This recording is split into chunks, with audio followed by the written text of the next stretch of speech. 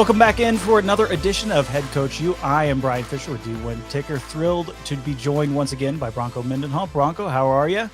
Hey, I'm doing great. How about you, Bryan?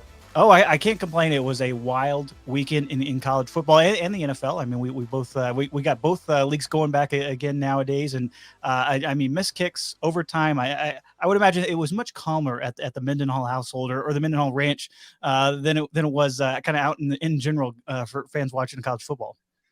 Yeah, I have to confess it was. And besides horses galloping and cows grazing and dogs barking, that was about as wild as it got at the ranch this weekend. So quite a contrast. Yeah, no missed kicks there. You guys were much calmer than I think a lot of your head coaching peers on just really, truly wild, crazy weekend. But appreciate everybody joining us back here for another edition of Head Coach U. We are presented by Collegiate Sports Connect. Thrilled to welcome you into a really fascinating conversation we got for you today. And I say that because I was actually out your old neck of the woods, I guess you could say, 2 stops ago at BYU for that Baylor game. First win there over a top 10 opponent since 1990. I will maybe put you to the test here if you can remember anything, if you knew who that might be over that 1990 game when BYU upset a top 10 opponent. No, the history isn't my specialty. Even though I should know that, I don't know it. Well, you'll have to learn some at the next stop for sure. But it was over Miami, but a big win for the program. I almost said Miami. I mean, I almost said it, and then I wasn't sure on the date. So yeah, there's a great lesson there. I hesitated. There you go. But it was a big win that they played on Sunday. I don't know if I would imagine when you were there at BYU, you played some late games. Did you ever go past midnight there in Provo? Gosh, not that I remember. Some of the games felt like they went past Sunday, but now with television and how prolific that is, those 8:15 or 9 o'clock start times, that's a whole different era. And it seems like content kind of trumps sometimes the student athlete well-being, especially when you consider travel as well. But at BYU, it's probably a first, and I'm sure the ecclesiastical endorsements will remain in place with the top 10 opponent win, at least for this once. Yeah, I'm sure a lot of people following in a little bit late to church there on Sunday after attending that game. But wild day. Sure. Yeah, Smiling, I mean, for sure. I've seen what church looks like after a big win and the other, and so it's way better after a big win. I would imagine. I mean, that they stormed the field there in Provo after a big win, being not only a top 10 opponent, but future Big 12 member. I would imagine they got a few of those late kicks against big-time Big 12 opponents coming in their future as they join the conference next year. But I do want to kind of get into it just a little bit with you in terms of how you did kind of find out and interview and take over at BYU. It was an interesting process. Obviously, you were their defensive coordinator there initially, but what was it like kind of taking over as a head coach for the first time there? The story is pretty unique. I was at the University of New Mexico with really no intent to leave, and we were building a program there, 3 wins to 4 wins to 5 wins to 6 wins to 7 wins, and the Brian Urlacher influence early on, and then how that kind of helped shape the culture. And I was working with Rocky Long and serving as his assistant head coach, and we were playing great defense, and just Holly and I really liked Albuquerque. And a really good friend of mine, Gary Croton, was the coach at BYU, and he reached out. And there had been some struggles in terms of not only wins, but some of the defense that was being played or yards giving up or et cetera. And so I went to work for a really good friend. That was the motive, simply to help him and do anything I could, but also to elevate a program. After a number of years, there were losing seasons, and it did not work effectively, and Coach Croton was released. I was then given a chance to interview pretty rapidly off the heels of one of my really good friends being released. And it was not my best interview. I was loyal and defending and, quite frankly, confrontational as to how things went down. And Brigham Young at that point, I wasn't the only candidate for sure. And the job was offered to someone else, at least one, maybe two. I learned of the job being offered elsewhere on the radio as I was driving home one day, and Holly called and said, "Well, it doesn't look like we're getting the job." And I was parked at a 4-way stop, and I remember saying, "We're going to be the head coach at BYU." And that in and of itself ended up playing out. And I had no facts or data to back that up on, just a feeling or a prompting that this is going to happen, with really no desire or intent to ever want to be a head coach. And it didn't take long before, pretty overwhelmed and realizing I'm the head coach at Brigham Young University. And quite frankly, there was a pause there between the interviews and me being named, where the job was extended, and to others. And the defensive players at BYU, after an amount of time went by, they went to the administration and basically requested that I be given a chance. And so I think I really got the job by default. There's unique circumstances at BYU regarding faith, and the number of qualified candidates are probably fairly slim in any given year. So I was given a chance. I think I was given a chance kind of to be a placeholder until they could find a real coach. And it just so happens that we were bowl eligible our first year, and then we went 11-2, 11-2, 10-3, 11-2-ish, somewhere in there. And I think it was just a surprise to all of us. And that's really how it went. So from a surprise interview to defending of a head coach to a feeling and a prompting, and then to fruition with players kind of speaking on my behalf, that's how it started anyway. I want to rewind just a little bit in terms of that kind of interim period when you learn that Gary got let go, and we just had our first head coach firing of this upcoming cycle, Scott Frost being let go at Nebraska. What is that time like, both as a head coach, for your family, who understand maybe you are out of a job, maybe kind of a cloudy future going forward? What's it like, talking with your players during that kind of interim period where the school's got to figure out what to do in terms of hiring somebody new, but also kind of keeping the program together a little bit? There's uncertainty, there's unease, and there's a lack of trust, I would say, or a trust that's been violated, when you're working so hard to build an organization and a program, and then the leader is gone. Kind of sub units are being formed as to position groups are holding on to their position coach, right? Maybe the offensive side, defensive side, they're holding together. Sometimes it's more elaborate and extensive than that, but uncertainty for sure. It really forces perspective. It forces self-reliance. Sometimes it forces isolation, which is not ideal in a team sport, kind of like self-preservation. The uncertainty, though, when really examined, is only prevalent with lack of self-confidence, maybe, and certainty that an individual is capable, competent, and will be able to land on their feet and move forward. So after the initial shock, there's almost a building up of resolve, and quite frankly, a candid assessment of, this really changes nothing other than the organizational structure, the leadership, but what I'm capable of, I'm still capable of. It will be under different circumstances. So somewhere you end up circling through that whole cycle and coming out with resolve, determination, and maybe even more passion to demonstrate that you're capable, that a unit's capable, that a team's capable, than what they were maybe before they went through the adversity. You mentioned being a little confrontational in your interview. Did you kind of have a plan going in, assuming you were going to get the head coaching job, and here's what I'm going to do. Here's how I'm going to put my stamp on this program right away? Well, I was the defensive coordinator, and at that time, the effort we were playing with, and I like to call it fanatical effort, was the expectation. We were working so hard, and I really wanted our program to have success at BYU and to help Coach Croton. That in and of itself was going to be, quite frankly, the identity of the entire program. And I wasn't the offensive player's first choice because of what they'd seen and the expectations and maybe the methodologies of what that looked like.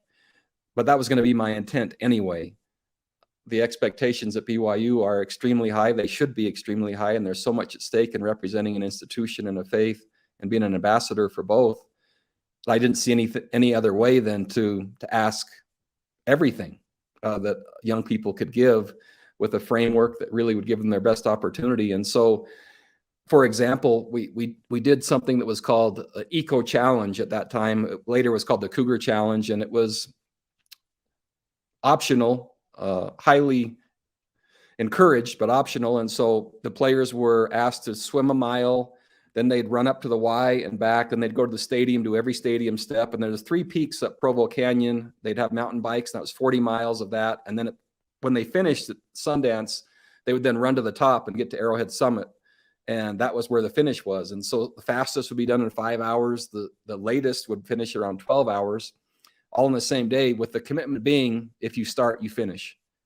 My simple framework to them was, this is what the program is going to look like. These are what the expectations are going to, these are going to be expected.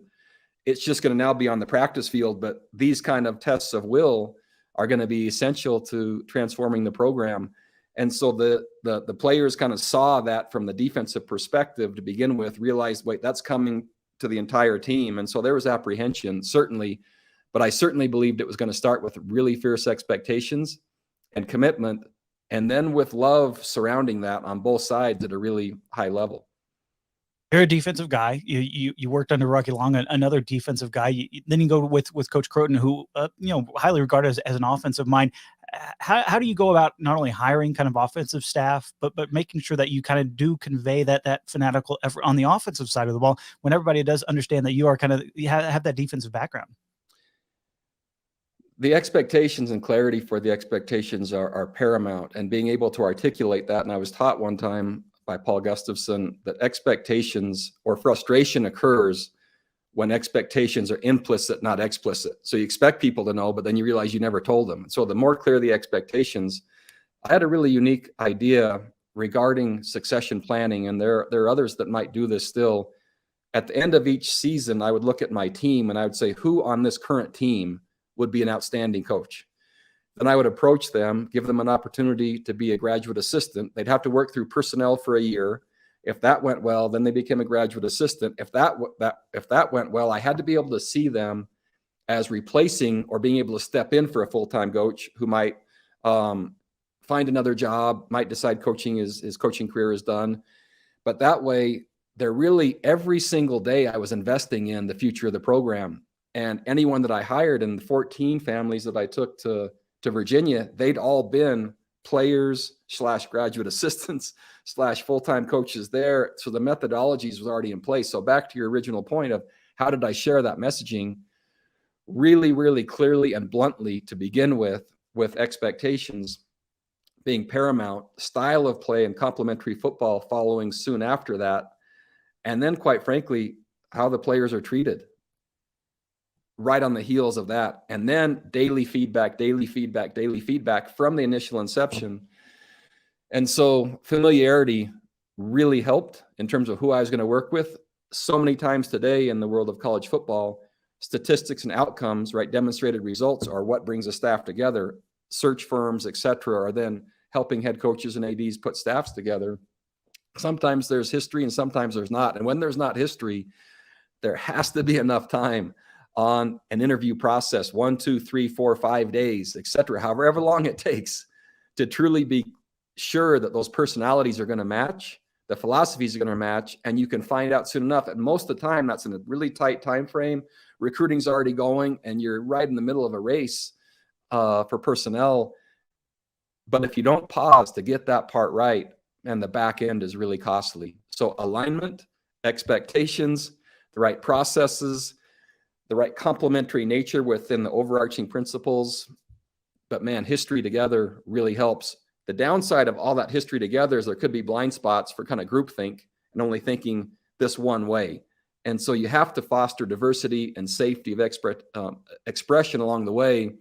Otherwise, mediocrity can result just because you have too much of the same idea.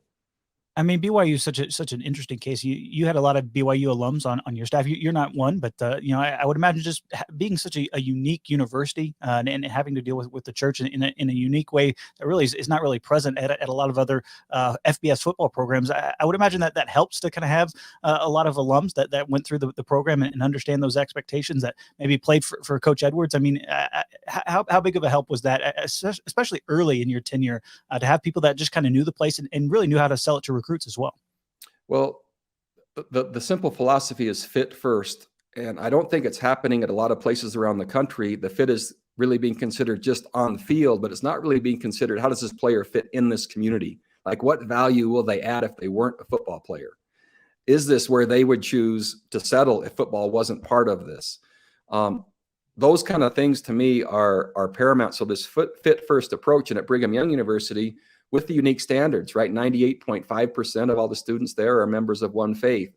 There's very unique challenges, but also standards to live by in the honor code, and no alcohol and no tobacco, and no premarital sex, and hair above the ear and off the collar, and dress and grooming. And at one point, 85% of my team were returned missionaries. All those things to me were amazing strengths because it fit specifically and was aligned exactly with an institution that represented that. I wanted coaches that could present and were aligned the same. So I think each institution can compete on differentiation if they really work to align and say, what are we truly capable of? What makes us different? And then trying to find the coaches and people that will then represent and fit within that, knowing along the way, self-selection is at every turn. If this isn't for you, then there's plenty of other places, another 130 Division I programs. Find one of those. Ideally, though, that's all on the front end. And unfortunately, in the selection and assessment process and recruiting right now, there isn't many opportunities that are truly being given for self-selection, meaning this is what we're like, kind of take it or leave it. It's more of endorsements and entitlements and options to attend without really the day-to-day is going to look exactly like this. That in and of itself, I think, has to be at the foundational level of whomever you choose, coaches or players, if you want alignment. And that has to be present to me for the well-being of an institution and a community. If it's not, the institution can suffer through conduct, but so can the community through misalignment. And there's way more at stake here than football, even though this time of year and double overtimes and rushing the fields and all that, it seems like that's everything.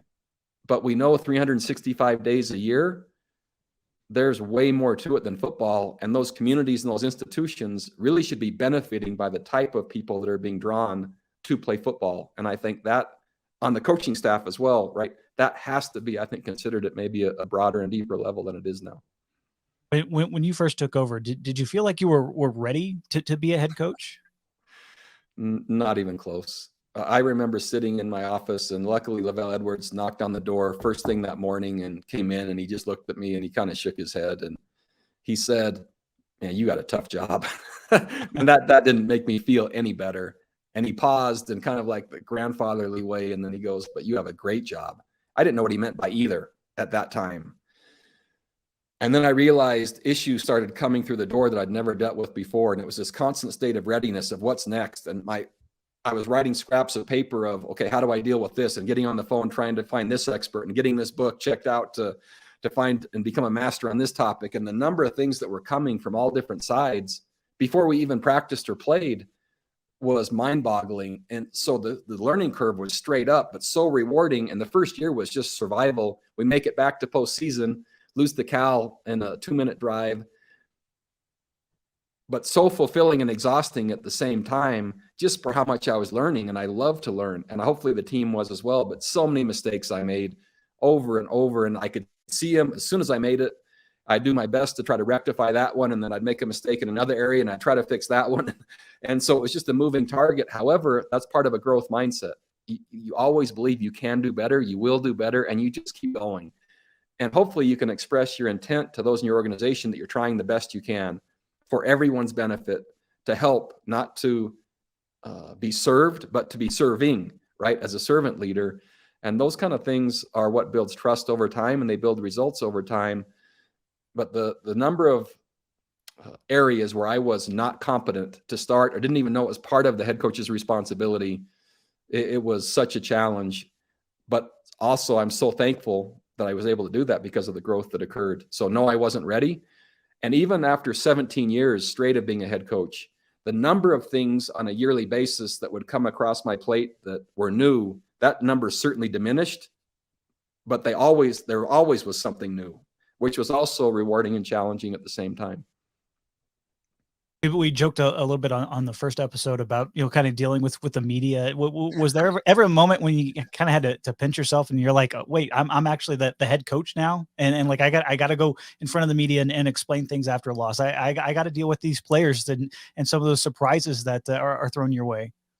The very first home game I coached at BYU, we played Boston College, and I chose to punt on a 4th down rather than go for it. We were trailing and time was running out, and the home crowd booed. And I was like, whoa, what? And I remember that feeling. 55,000 maybe were there. I don't know, but I remember that feeling, and it's like, oh, this is what it's to be like a head coach. And then the press is after, and I remember trying to get my thoughts together and framing what am I going to say and how am I going to say it to reflect positively on the program, but also admitting clearly things that I could do better to build confidence, momentum for the team and the program, but also candidly and openly claim the mistakes that were made and be responsible. In today's world, it seems like, and I don't know if you feel the same way, Bryan, but there's the game, and that's reported on, and that's covered, and there's analysts and commentary and all that. And then there's the comments after the game that is a whole other game. And those are reported on, right? The comments are reported on, and the commentary is on the commentary, and then the rebuttals to the commentary, and that kind of takes its own thing. So the entertainment component of college football and for the world of head coach, you're on 24/7, and you can't ever assume anything's off the record. My wife, so many times, if we were out in public and someone might have said something, she'd grab my shirt tail just in case I had a weak moment and wanted to say or do. And so many emails or text messages will come now after a game, anonymous numbers, and the content of what they say, not only in the media, the ability to manage crisis, keep your drama threshold at a really high level, and represent your program and your players and your institution at the highest level of human dignity for everyone's sake is at a premium. And I think it's going a lot pretty fast the other way. And the speed in which social media responds after a game kind of facilitates that, where now there's this additional component after the game that a head coach, back to your point with the head coach of the media, really has to master and be cautious. And the very best advice I could give is to make it unnewsworthy. Really. And so there are masters at really saying nothing in the driest manner possible. And they're really pretty skilled at trying to then keep the focus on the performance, on the things that mattered, and not add other things that will be a distraction through the upcoming week, even though the craving is to say and do and react in a way that will get more viewership. And so there's traps that are laid, man, from the minute you're off the field, sometimes with a microphone, even before you've left into your locker room. And those things, it's a work in progress to be learned. And I think we can see that playing out week in and week out just by a comment that's made that seems to just live forever. And you forget the game, but you remember a comment. Well, what about inside the building there? How do you kind of prevent that from kind of creeping into your players? I mean, it is so difficult nowadays with social media. That was not something necessarily that was ever present when you first took over as a head coach, but certainly those last couple of years in Virginia, I mean, there's players are always on their phone. They're always inundated by social media. How do you kind of prevent those messages from really creeping into the building and affecting performance?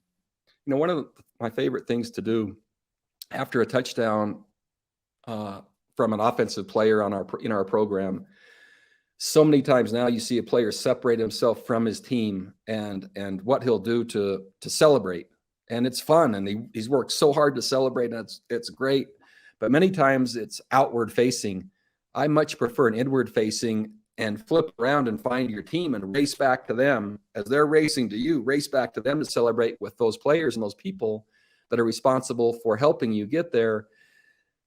What happens now, and I think the generation that we're working with, and maybe the older generation as well, we're measuring ourselves with attention capital, which rather than what we truly think of ourselves, we're looking online for the amount of likes as to what people really think. And I remember coming in at a halftime one time at Virginia and seeing players on phones at halftime. And I was like, what is this? And they were really looking to see what others thought of how they played. And we still have a half to play. And that pervasive nature, there's a great book called Irresistible, talking about the power of the cell phone and as one of the most addictive devices ever known to man. And so I saw that play out, and I was thinking and addressing it really almost every morning in team meeting. Where does trust come from? and your sense of self, who is defining that, and be really careful who you give that up to. So someone, I think, has a strong self-concept, they really don't need to be validated at a really high level by others as frequently as those that their self-concept might be struggling. And so the idea is, can we build amazing young people through football that understand their self-worth, understand their divine potential, know who they are, where they came from, and where they're going, and what they're going to do, what they're capable of, and they don't really need to hear that from someone else that they don't know.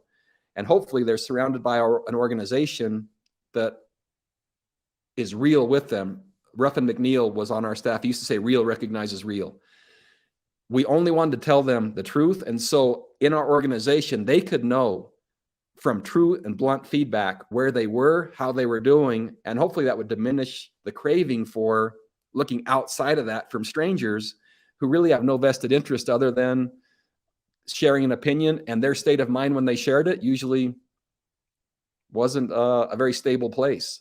And so we were trying to build confidence, self-concept through simple successes, through love and extreme expectations all at the same time, so they could stand resilient and smile at adversity when they come without having to look elsewhere for what their self-concept was going to be.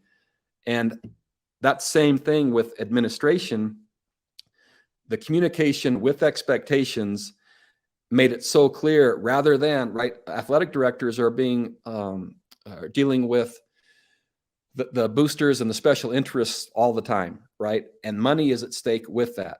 And a key booster could say, you won't get another dollar if that guy remains our head coach. And the athletic director is right in the middle of that.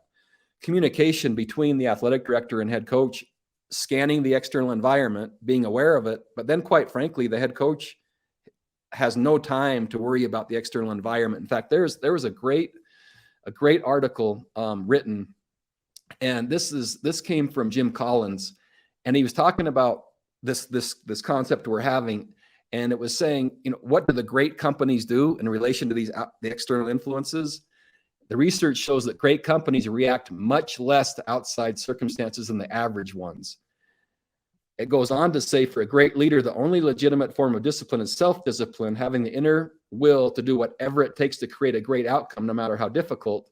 Leaders don't go against the flow or go against the grain, nor do they go with it. They stay true to their mission, no matter what anyone else is doing. So they're aware, but then they're choosing to their mission, so disciplined within it. And if the athletic director, president, and coach are aligned in their mission, regardless of what the other influences are, if those three remain disciplined to carry out the mission that's aligned with the institution, that's back to the point of, it can be football in a university setting, or it can be football that represents that institution and its values, right? Which comes from president to AD to coach. When you can get that alignment, then the fierce discipline and open communication amongst that group of three allows you to embed in the processes that will deliver not only the right outcome, but the right people and their development. And that to me is critical. So the alignment, which comes from the purpose, the guiding principles that come off of that, the processes that do it, those three people with the communication to tie all that together gives you your best chance. And then you're working with colleagues and those united in purpose rather than maybe conflicted because of position. And I found the best success aligning, uniting in purpose, guiding principles, the processes, and we're all doing the same job. I just happen to be doing it through football, right? The president's doing it through guiding an entire institution. And when you have that kind of alignment, really so many problems are headed off before they even get started. And that transfers to the players. Yeah, I don't know any head coach that does not speak towards, making sure that they are aligned, whether they're taking a job, whether they're currently in a job. It's all about that shared vision. And I'm curious how you kind of work with your ADs. I mean, you work for two of the most respected in the industry at both your head coaching stops, and how was it just making sure that they understood, hey, we need some extra training table meals. We need another trainer, perhaps. I mean, how did you kind of convey some of the things that your program needed, and also understand that they're under the same kind of pressure when they are dealing with boosters, when they are dealing with massive budgets? The vision of the program so frequently is set by the primary revenue generating sport. And football itself, I'm not saying is more valuable or less valuable for any student athlete experience than any sport that exists on the university. The reality is the financial part makes the scope and scale at such a different level. When you have athletic directors that are servant leaders, that are player or student athlete first in their approach, there aren't many times where you have to go and say our training table quality, or our grass practice field isn't up to par, or our cleaning crew just isn't doing a great job in the locker room. They're really skilled leaders at the athletic director position who are student athlete centered and focused and principle driven as well. So many times they're ahead of it, even before you go to them and say, I don't know if you've seen this, but they go, already on it, made a call, and it just keeps happening. On a rare occasion, right, there might be a blind spot here or there, but when in the hiring process from president to AD to coach, when you align under the right principles and those things are common, a conversation, if I came to you and you're the athletic director and our grass practice field, yeah, I saw it this morning, I walked it, and yeah, we're on it. That was my response more often than not. And when you have athletic directors and leaders like that, the confidence that generates, that not only are they on it, but they really are intentional about doing something about it as fast as possible, just builds so much confidence. The same would hold true for players coming to a coach. Yeah, I saw that this morning, we're on that. And they would you could just see the weight come off of them. Like, okay, good. Because there was all this anxiety build up before they come to talk to a supervisor. But man, when you could answer that quickly, yep, I saw it, we're on it. And they just, like, their countenance, they would smile and leave just feeling so much better. I've experienced that as a head coach. So if you don't have athletic directors, and there are blind spots for anyone that maybe aren't as player, student athlete focused, then the responsibility to be an advocate for your program becomes more of what the relationship might look like. And over time, those expectations possibly can come together in a different way without the right communication. And so much of that, right, is not just the words, but the tone and the body language and your intent. And if you truly believe you're on the same team, then how in the world should it end up confrontational? And really, there aren't many of those times it needs to be if you're with the right people and you express yourself correctly. So those are just kind of my experiences where I've been lucky to work with really skilled people that were motivated by, I think, a pure intent. How much did it help you working specifically for the 80s that you did? I mean, Tom Homo, very successful player, went to the NFL for several years, coached at BYU. Carla Williams was a coach herself before getting into administration, a terrific player in her own right. Having those background that your ADs had, how beneficial was that for you as a head coach? Really beneficial, especially in tough moments. There might be a player discipline issue that you're having to wrestle with. There might be a tough loss you've just encountered. There might be a player that really is struggling to meet the standards of either the program or the institution. And rather than jumping to conclusions because they'd been in the shoes of a coach, they already had grasped all the interrelated pieces that were working against each other there and the friction points. And so many times they would come to console, allow you to vent, to talk through it. And then after all that, you would kind of come through and find a solution through a collaborative way at the end of all that.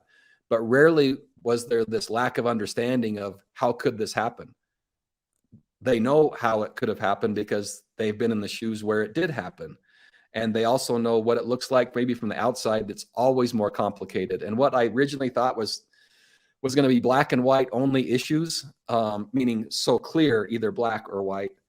I'm not sure I ever made a decision that didn't have some shade of gray, right? It might have been more gray or less gray, but the amount of interrelated pieces. So having athletic directors that had been coaches, it added a grounding effect and an anchoring effect that really the benefit of the doubt was given to start with as the process was going, simply because they understood all the other elements that were going into it in most cases. And what a sense of calm that would provide, because there's enough pressure already on the head coach. There's enough already going on with 125 players and the choices they're going to make and the age they are, let alone your staff and support staff, et cetera, and the pressure to win.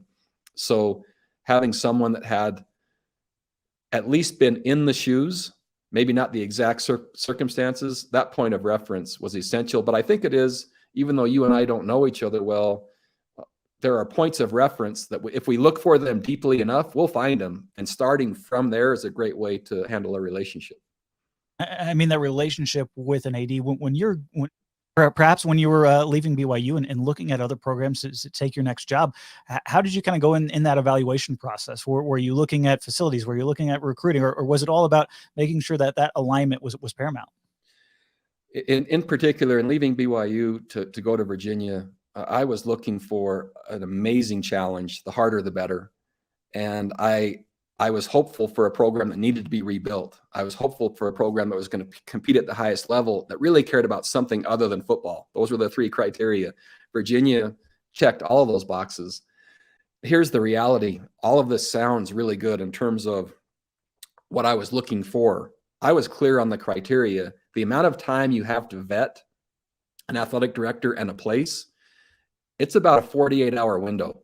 Meaning from the time that you're contacted either by the AD or the search firm to go meet at some location where no one knows where it is and you feel like a CIA operative, right? And you go through the interview process. Literally, when that's done, they want to know, do you want the job or not? That will be before you've even seen in person the facilities, before you visited the campus, before so many times the time frame with this amazing process that will guarantee the best outcome is superseded and jammed down into this pressure-filled 48-hour window to then make a decision. And I think, quite frankly, Bryan, that's why there is so much volatility in which coaches make it and which don't. And you compare that to some of the best processes.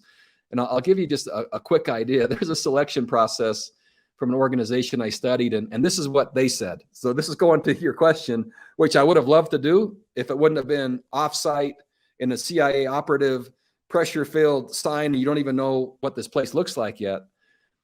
So it says this: we'll make hiring decisions based on our developed criteria. We won't compromise the selection criteria. Self-selection at each step, meaning there's multiple steps, will be along the way.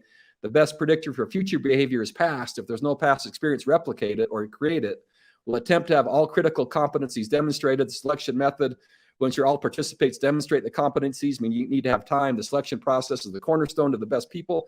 It just keeps going on. There's like 15 steps. So good luck in the time that you have to go through that entire thing for this pivotal decision. What it really comes down to, though, is what I wanted and what they wanted is superior results, right, with distinctive impact, and then an endurance that lasts forever in terms of confidence and trust in the job you did.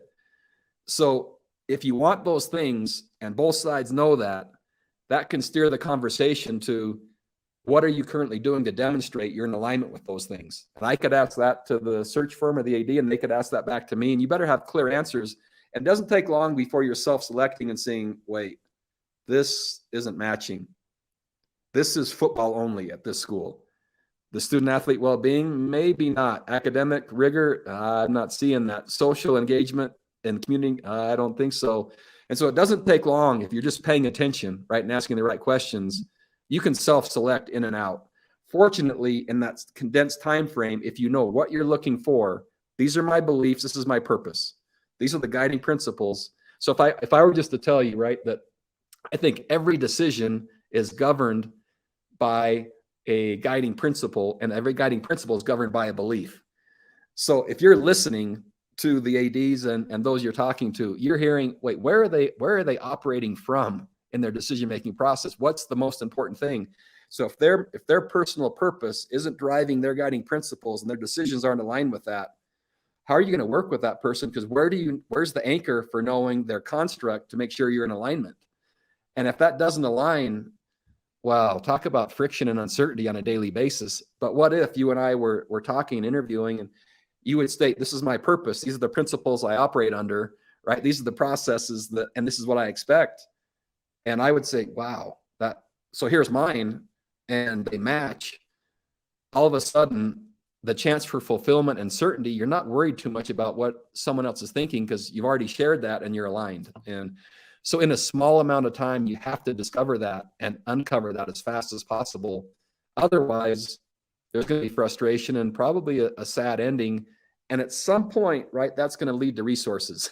So here's what you're saying. Now, what is demonstrated and what's the future what does the future look like if we win an Orange Bowl, if we win the Coastal Division, if you go from 2-10 to then a bowl game and then 8 wins and then 9 wins. Okay, then what is the reciprocal part that comes to that will give these kids their best chance to keep going as a program? And so sometimes you have to forecast a little bit as to where you currently are as a program. And most programs, when they're hiring, they're struggling.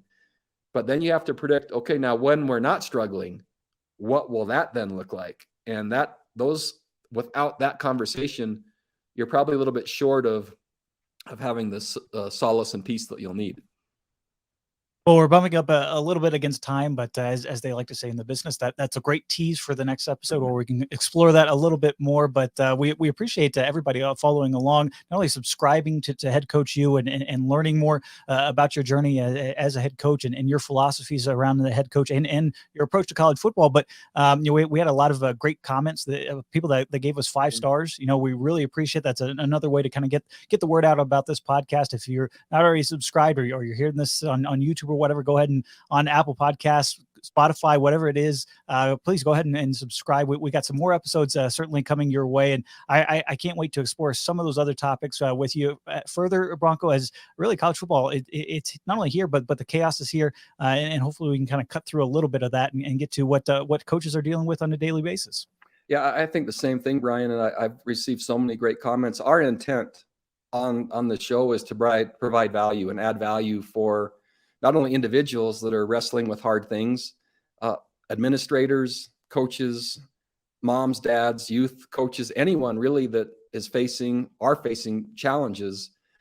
They're just seeing it right now from the lenses of college athletics and college football, but adding value of just really how to overcome is what we're hopeful to do. The first 2 episodes have really been kind of personnel and history related in terms of my background, but I see it just like you do, moving toward kind of core issues regarding the game moving forward and what that's going to look like as the landscape is changing in a really unique way. And I think there's plenty of opportunity to talk about that, but life changes in a really unique way sometimes. And we're all working through some charted and uncharted waters, but I think the principles and beliefs and the people you surround yourself with give you a great chance, especially when you can tune into things that will add value and maybe there's something that you can take away that will help. And that's, I think, our intent. I can't wait to get into a lot of those issues. We should have plenty of news to discuss and to kind of get into surrounding college football. But until next week, that's Bronco Mendenhall. I'm Bryan Fischer. This has been HeadCoachU, presented by Collegiate Sports Connect. Thanks for listening, and we'll catch you next week. Thanks, everybody.